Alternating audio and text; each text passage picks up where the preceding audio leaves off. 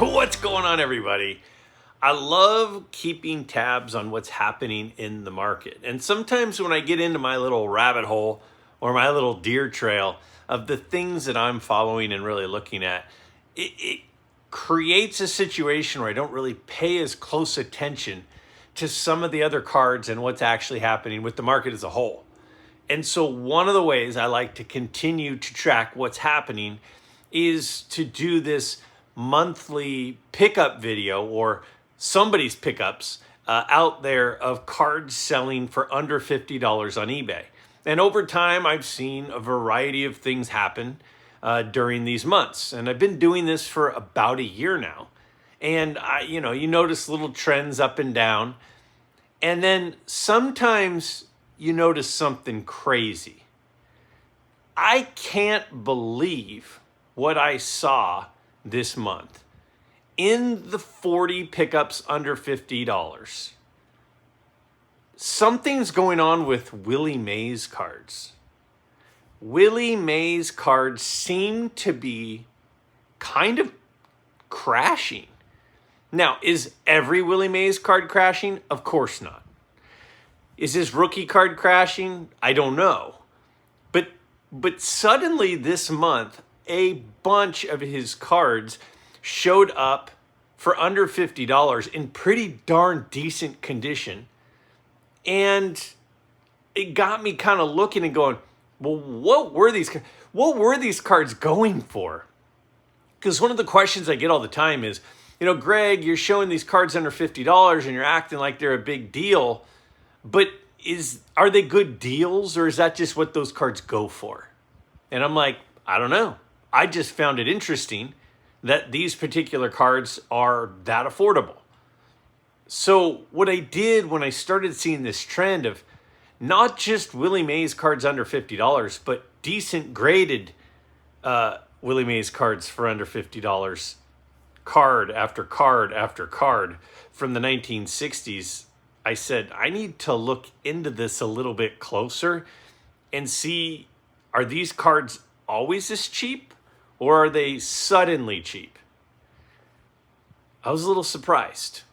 So I've got 40 cards under $50, and instead of doing the mind-blowing picks, I'm going to do a little bit of an analysis on a bunch of Willie Mays cards as they pop up.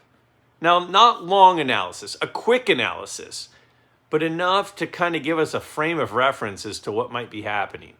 And then the last 10 picks are going to be those moonshots, those big buys that people picked up over the last month. So these are cards that sold on eBay. All of them are actual sales on eBay. 40 for under $50. It seemed like pretty good buys to me. And then 10 massive buys where somebody added a really big card to their collection, with a deeper look this month at so many Willie Mays cards.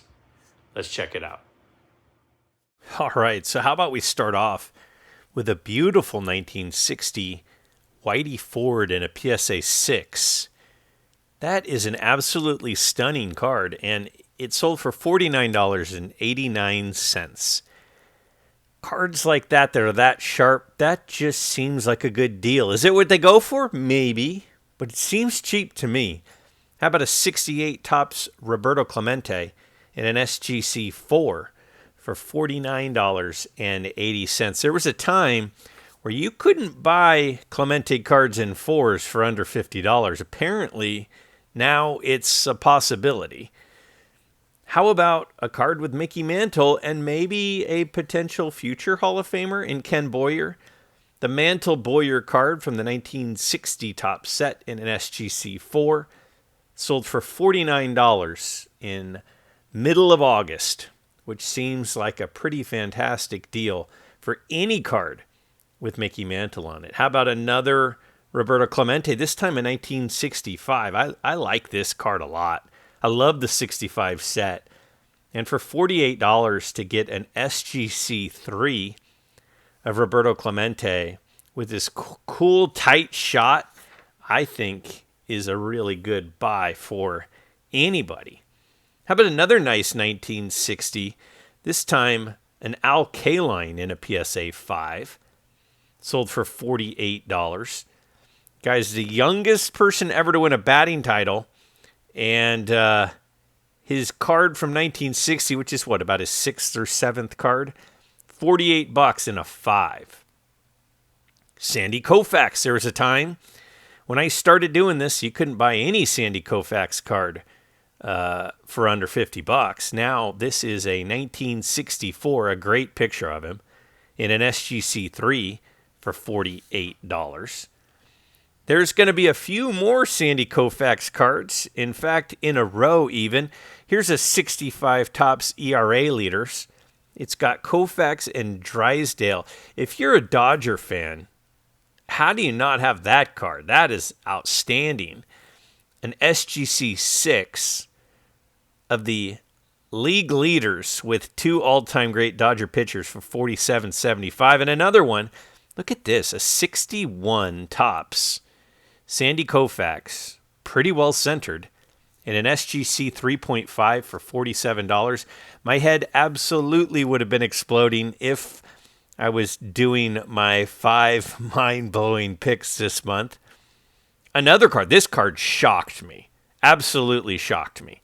A 1961 Topps. That's the year they had all those MVP cards. We have a Hank Aaron MVP in an SGC 5. $46.61.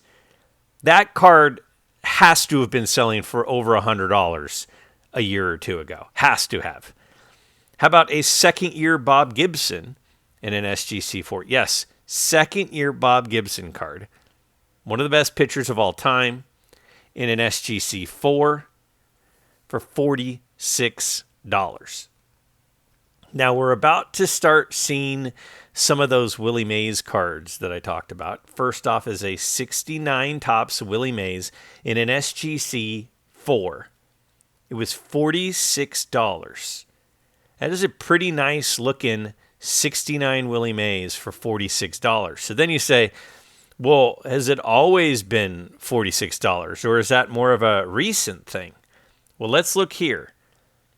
Back at the end of 2022, that card was selling for $125, $120, $83, $130. The card has come way down.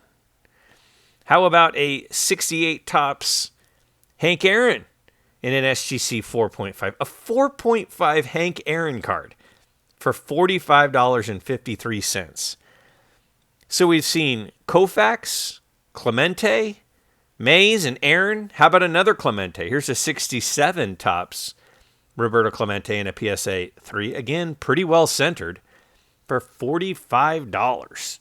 We're going to see several more Mays cards here in a few minutes, but there are some big names that are selling. If it's a 3 or a 4, apparently people don't collect them or something. I don't know what's happening. How about this 1960 Duke Snider in an SGC 5.5? One of the most overlooked guys in the hobby. Is it because he didn't have 500 home runs? Is that the deal? I don't get it. $45 for that card. We got our first football sighting. This is a third-year Gale Sayers. Third year. You got the 66 and 67 Philadelphia, and then we have the 68 Topps in an SGC 6. $43 for his third card. That seems like a crazy deal.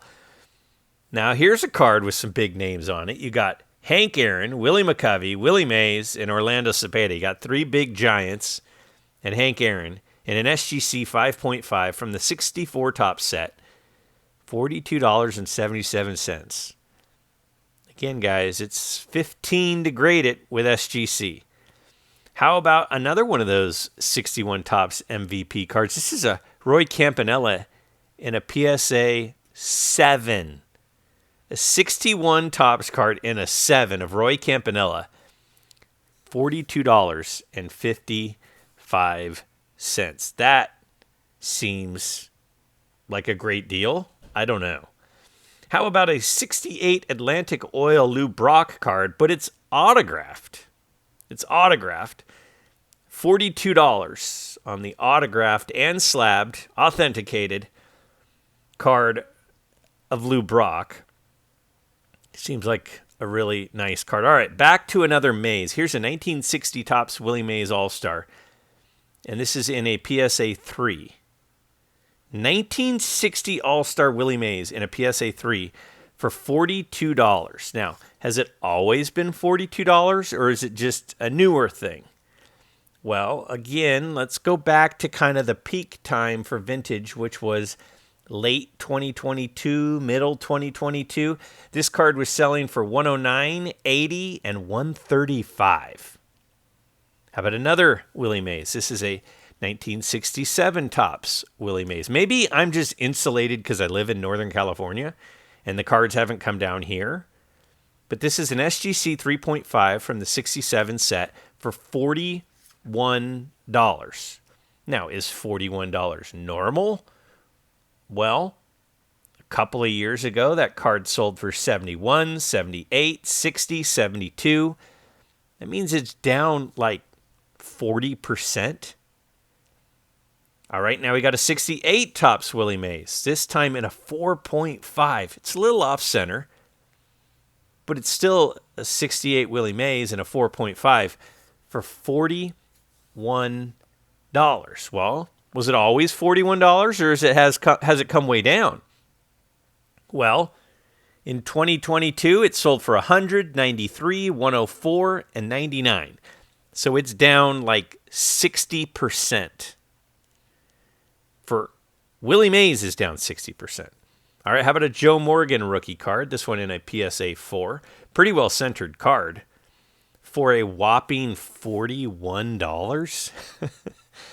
Oh my. Again, PSA grades $20 to $25 are the grading fees.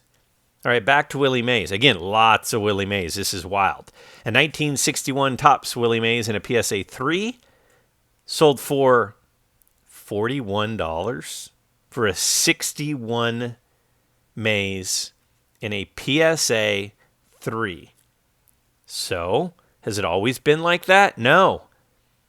In early 23, late 22, $90, $85, $85. It's down like 60%.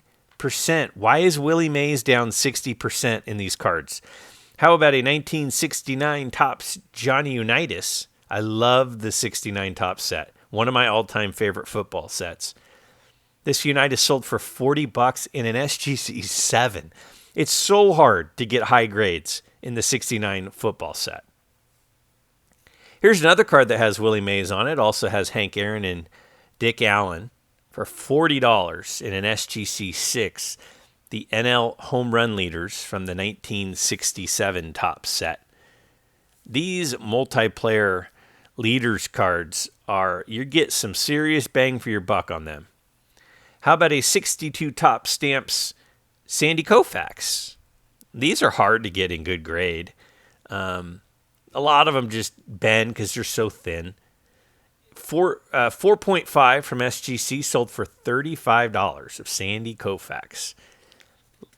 Koufax and Clemente and Aaron and Mays are very, very affordable. 1968 Topps Roberto Clemente All-Star in a PSA 5. $34. A PSA 5. Some people, people don't want SGC holders. How about PSA holders? People don't want PSA. SGC holders. They're cheap everywhere. How about the 62 Topps Johnny Unitas in a PSA 4? This is like the 71 baseball set. The 62 Topps set has the black borders. Brutal. This is a PSA 4 of Johnny Unitas for $34 when it's $20 to $25 to get it graded. Wild. How about a high grade card? How about a high grade Rod Carew? Remember, Carew's rookie card is 1967. So this is his second year in an SGC 8, $33. That seems pretty cheap to me. How about a 1969 Tom Seaver?